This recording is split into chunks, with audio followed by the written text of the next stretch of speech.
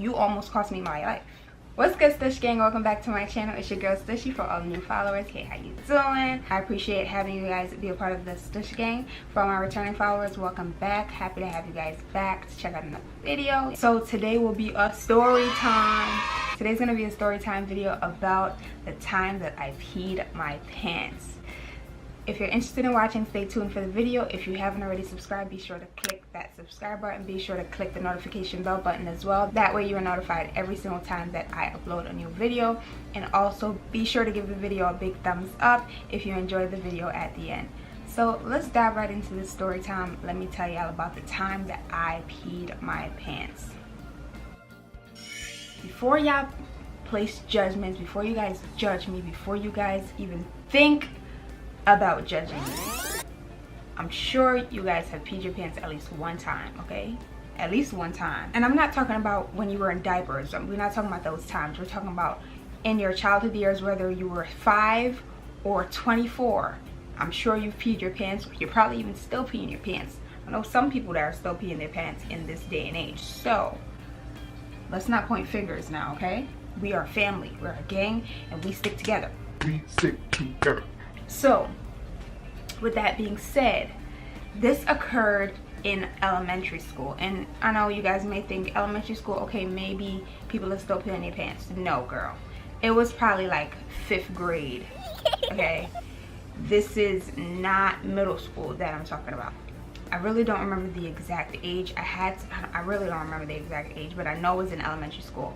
And at the time, I would walk to and from school. My school was maybe 4 blocks from my house, so my parents felt that I was responsible enough to walk to and from school, which is fine, you know, give me a little bit of responsibility. Great way to teach your children to be responsible individuals. So with that being said, I went to school that day, and at the time I was carrying a big old hefty book bag which had wheels, you know, the ones that you roll around back and forth to and from class. Obviously I could pick it up as well, but anybody trying to pick up these books at the time, they was trying to have me bring a ton of textbooks and a ton of books to school, and anybody had time for that. My parents ended up buying me a roller book bag. Of course I hated it. Of course I didn't want it. It was like black and though that waterproof material, you know, what book bags are typically made of, that fabric. I don't know what the fabric is, but doesn't matter. It was one of those hefty, gaudy, ugly roller book bags. I hated it. It wasn't even pink like my favorite color. It was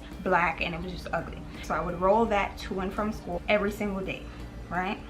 So this one particular day I went to school. I don't remember how the day went at school, but it was time to go home and I was out because I don't really recall myself really hanging around after school back in the day, like elementary school, because I lived 4 blocks away. My parents were like, what time? No, where are you? You know, Jamaican parents be like. So I didn't really hang around school because they were timing me like, okay, you need to bring your ass home or we're walking up to school to embarrass you. So I didn't want that in the 5th grade. So I decided, okay, cool, I'm gonna bring my ass home, okay? As I rolled myself home, as I rolled my book back home, I got to this crossway. It was like one of the major crossways right before my house, maybe like a block or 2 away from my house, right? So I'm like halfway home. And as I proceeded to cross the street, it was in New York City we have well, I'm sure all around, well, not all around the world, I'm not really sure, but I know for sure in New York City, because where I live now in Buffalo, they don't have these crosswalks where it shows you to walk and stop. They don't have that. So in New York City, where I was going to school, if it was time for the red light to change to green, they had these machines that you would alert you to let you know you had the right of way if you can walk or not walk. As I approached this side of the street, it gave me the right of way to go. However, once I got to the middle of the street, it turned red. It said, don't walk. As I got to the middle of the street with this backpack, mind you, this heavy ass backpack, rolling that heavy ass backpack, it told me to stop, don't walk. And typically maybe 60 seconds may pass. I don't know the exact timing, but usually 60 seconds pass. That way, you know, if you're in the middle of the street, you can definitely make it across the street.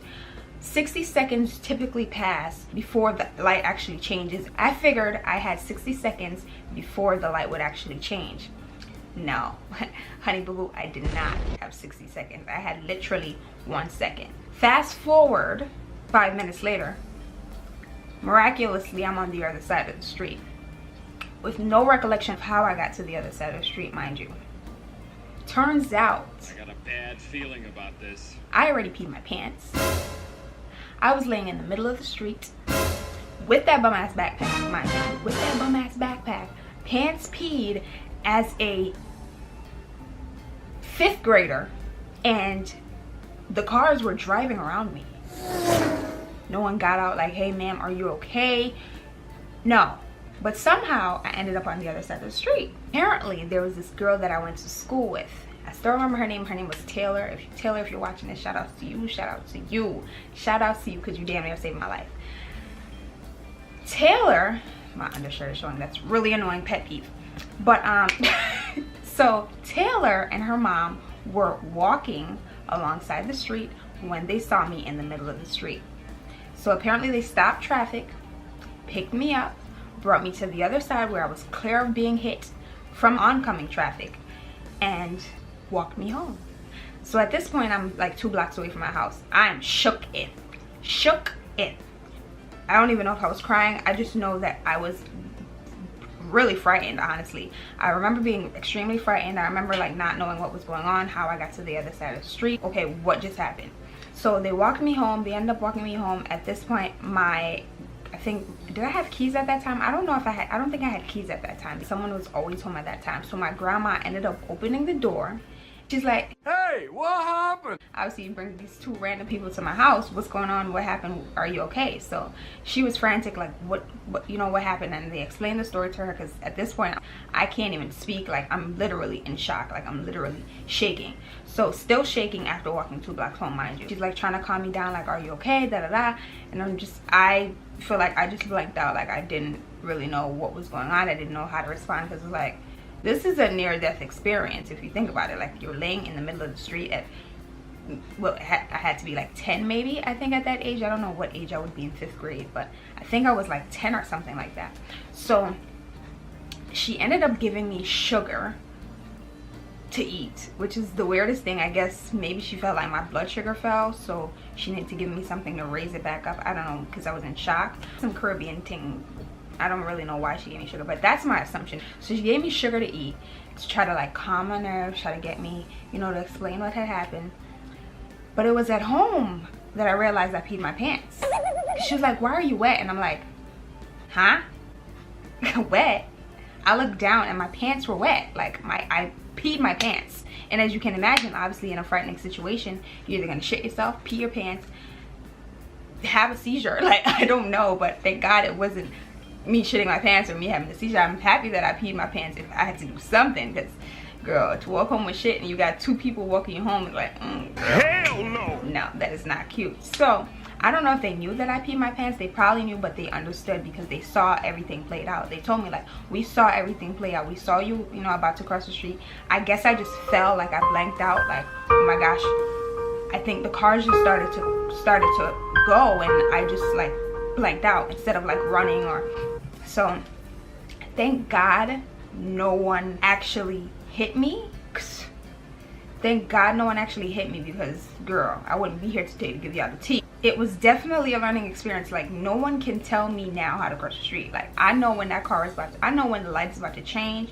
I know when it can go. I know if you're gonna make it. Like, girl, that was a traumatic experience for me. I think effective immediately I changed that bag, because I felt like the bag was holding me back. Like, she didn't want me to be great. Like, why am I dragging this bag with textbooks 4 blocks every single day? Like, you almost cost me my life. Aww. You almost cost me my life. So I think honestly, like, the next week I changed the backpack. I got me a little JanSport, threw it on my back, and called it a day, because the other backpack, she was the devil. That was a setup. Okay, I already knew how to cross the street. Let's not get it fucked up. Don't get it twisted. I already knew how to cross the street. My parents made sure that I knew how to cross the street before obviously having me walk 4 blocks to and from every single day to get to school. But my timing was wrong, or the timer for the actual machine was off, because it doesn't just say don't walk and then turn green. Usually that doesn't happen. It allows you, you know, it usually gives you like 15 more seconds to keep walking, and you see the little 15 seconds counting down as you continue to walk, but it still says, it's still red and it says don't walk. But you usually have some time to cross before it turns green. That was not the case on this day. That was not the case. It literally changed as soon as it said don't walk. That's the only reason why I panicked. And that's exactly what that was. I think I had a mini panic attack because I literally just froze. I can't even imagine like seeing myself in the middle of the street laid down, like, or, you know, just confused, like. And I'm sure like that's what they saw, and they're like, oh my god, I gotta jump in and help her. Thank God her mom was there, because had it just been another 10-year-old, she probably wouldn't have known what to do to save me. So thankfully there was an adult present to, you know, step in and try to help handle the situation, because I don't know how I would have gotten out of that situation. Maybe if the stoplight came back on, someone would have gotten out of their car and like try to help assist me to get on the other side of the street, you know, try to see if I was okay. But they were savages. They all were just driving around, be like, oh, excuse me, gotta go. We're not trying to get charged for a hit and run here, so let's everybody move, clear the way. Clearly that's what what was going on. But no one got out of the car to like see what was going on. Maybe they thought I was already dead. I don't know. Thankfully, the Lord got me. Okay, the Lord had me covered. That backpack though, she had to go. She had to go. And with this being said, I just want you guys to pay extra attention. Like, thankfully now I drive, so I'm always like really precautious when I see pedestrians crossing the street, for that simple fact, especially children, because a lot of people like don't realize, yeah, the light is green, sis, but there are people still crossing. Granted, you can honk and beep and da da da da da, but if I was an elderly individual, you would have gotten out of your car, you would have stopped. I feel as though you would have stopped. So what's the difference within the 10-year-old? Maybe they thought I was already dead. As I said, I really don't know. But now that I drive, I definitely take precaution. I usually let the pedestrian go. If you're waiting to cross the street, or I feel as though you can make it, like, go ahead. I'm not about to beep you out of the street or try to swerve around you. It's not that serious. Like, it's not that serious. Like, it's really not that serious that I need to swerve around you to get where I'm going. Like, no one's, you're not in labor. Like, your wife is not in the backseat and she's not in labor. Like, you can take another minute, you know, at the stop sign or at the green light and have the pedestrian cross the street. Like, it's just the ethical thing to do, you know? But look at me now. I'm here today, okay? Growing and thriving. Thankfully, no one hit me. Thankfully, no one hit me. But I remember like my parents being really shook. I think they might have walked me to school for like another month, and then they allowed me to like walk by myself again. But it was definitely a learning lesson, I think, not to like cross if it says don't walk. Clearly don't walk for a reason, but usually you have some time. Like, I could have made it. It's a faulty system. That's all I'm saying. I'm blaming the government, okay? I'm blaming the Department of Transportation or whoever is in charge of those red light, green light things, okay? I need my money, okay? With that being said, that's the end of this story time. If you guys have dealt with any situations such as the one that I described today, if you peed your pants before, I want to know. Comment down below what happened. Did somebody scare you? I don't know, like, just let me know what happened down below of the reason why you peed your pants. And if you've been in a situation like this, please comment down below and let me know how you got out of it. If you guys enjoyed today's video, make sure to give the video a big thumbs up. If you haven't already subscribed, now's the time. Subscribe, click that subscribe button. I'm judging you if you haven't clicked that subscribe button already. I just told you how I peed in my pants. Like, girl, I feel like we're family at this point. You need to be a part of the gang. Like, I can't be sharing situations like this with you and you're not subscribed. Like, rude. And if you haven't already, click that notification bell. That way you are notified every single time that I upload a new video. If you want some more content like this one, definitely click that notification bell. That way you are notified every single time that I upload a new video. And until next time, I'll see y'all later.